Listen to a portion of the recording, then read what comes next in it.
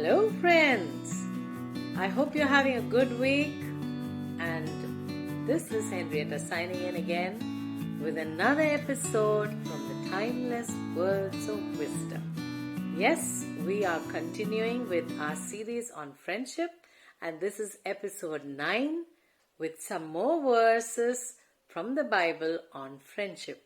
And today we are going to look at some verses from Proverbs chapter 27. Yes, turn to your Bible and check out these verses for yourself so that you'll be able to derive and taste and see the nuggets of wisdom inside this chapter. So let's look at verse number 5. It says, "Open rebuke is better than love that is hidden." Open rebuke is better than love that is hidden. And verse 6 says, "Faithful are the wounds of a friend, but the kisses of an enemy are lavish and deceitful." Aha. Take a guess. What are these two verses talking about? What are these two verses talking about? Open rebuke, open correction. And faithful are the wounds of a friend. Imagine a friend causes you some wounds. Now, it could be that the friend was trying to warn you about something. It could be that the friend is correcting you in some area where you can end up being self-destructive. But the kisses of an enemy are lavish and deceitful. Yeah, there'll be times where you're surrounded with all kinds of people. There'll be some people who will see you nosediving and destroying yourself, and they'll keep on encouraging you. Yeah, go on, do it. And they'll be laughing at your downfall. The kisses of an enemy are deceitful.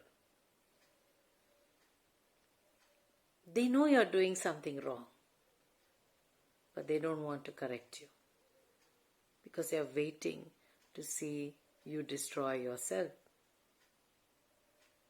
Are they your friends? No way. They're enemies. Those who are waiting for your downfall cannot be your real friends. Many a times we are not aware about the things we do that are self-destructive. Have you realized that? We are so unself-conscious. And because they're laughing and they're joking and they're having fun, we think it's a joke and we also laugh and we let things go. But a real friend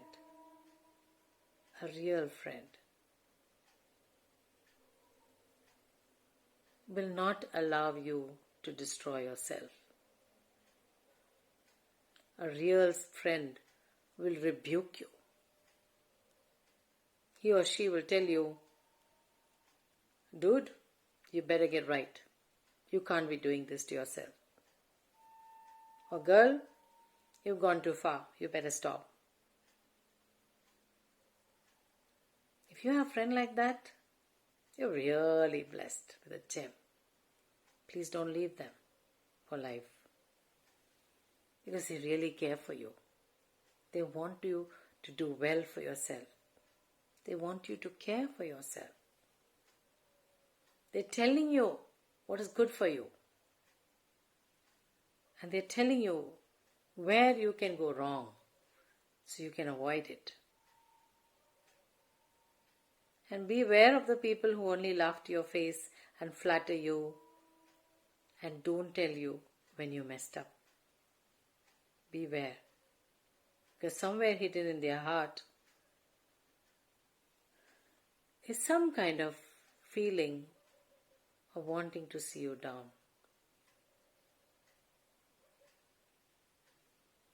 There can be some people who are not aware of it.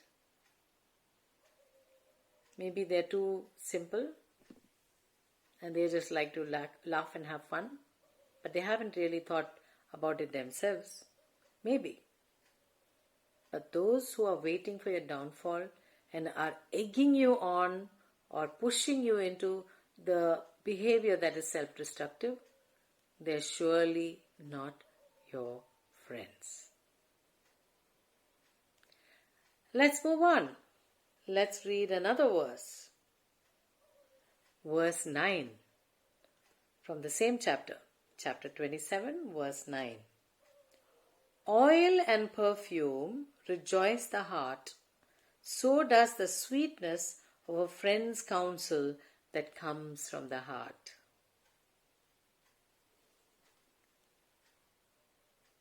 Now, there are so many times in our lives where we need a second opinion, or we need affirmation, or we need encouragement. And during that time, it is so wonderful if you have a friend who speaks to you from their heart, who encourages you and gives you good counsel. They share the most important wisdom they have. Maybe they learned it from someone or some elder in their family. Maybe they learned it by their own mistakes. Maybe they read some books and figured it out. But they are willing to share that wisdom, that counsel with you. And it rejoices the heart to know someone cares, to know you are loved enough to receive the best counsel they had. If you have a friend like that, who gives you good counsel, you are blessed. Let's move on. There's one more verse in this same chapter, verse 17. Iron sharpens iron. So a man sharpens the countenance of his friend to show rage or worthy purpose. I am reading from the Amplified Bible. And to show rage and or worthy purpose is in brackets in the Amplified version. So now we're talking about friends again who are sharpening each other. Meaning they're making each other better. They're making each other grow in something. Grow to be better and to show rage or worthy purpose. If somebody is going to the extent of doing that because they want you to do something worthy, they want you to make something good of yourself, or to show rage when you're destroying yourself. Now there is one wisdom. If you're practicing to be the best in something, then who will you go and practice with? Will you practice with a newbie?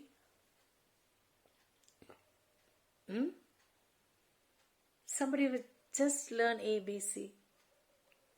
Or will you find the best and go and work it out, practice with them? If you're doing fencing, of course you want to be careful. But if you practice with somebody who is an expert, good at it, you learn that much better and you become that much more faster, more efficient, more sharp in your skills. Isn't it? So here are friends, iron sharpens iron, who are dedicated to making each other better. Now, obviously, both of them are not exactly the same. One is a certain way and one is another way. But both are committed to making each other better than they were before. So they are both helping each other grow. And that's real friendship. It doesn't mean that one should copy the other. No, it doesn't say that. But one is committed to helping the other become better than what they were. They're sharpening each other. So if somebody is supposed to be the best in a certain sport, the other is encouraging them to be the best in that field. And this friend encourages the other. If suppose he is from some profession and says, hey, you should do better than this. You should be the best in this field. And both of them are constantly encouraging each other. Isn't that wonderful? So what kind of friend would you like to have? Somebody who sweet talks you left, right and center and encourages you to do those things that are horrible,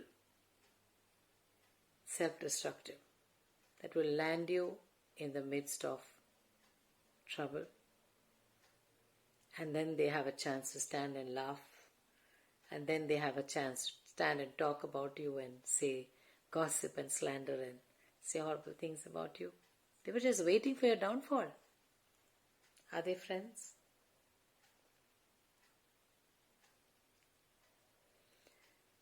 But on the other side, you have friends who will tell you when you're wrong, who will give you ideas to do things better, who will push you so that you be better than your own self and become the best in what you're meant to do,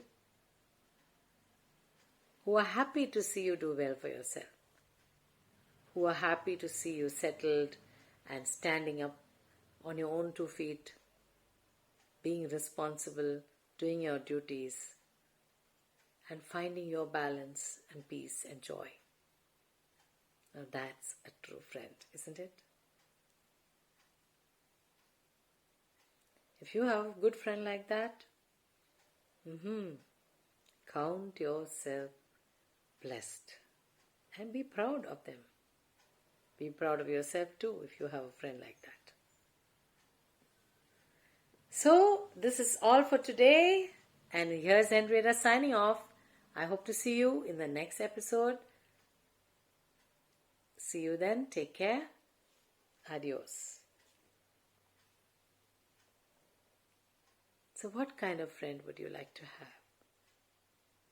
Somebody who sweet talks you left, right and center and encourages you to do those things that are horrible, self-destructive, that will land you in the midst of trouble. And then they have a chance to stand and laugh. And then they have a chance to stand and talk about you and say gossip and slander and say horrible things about you. They were just waiting for your downfall. Are they friends?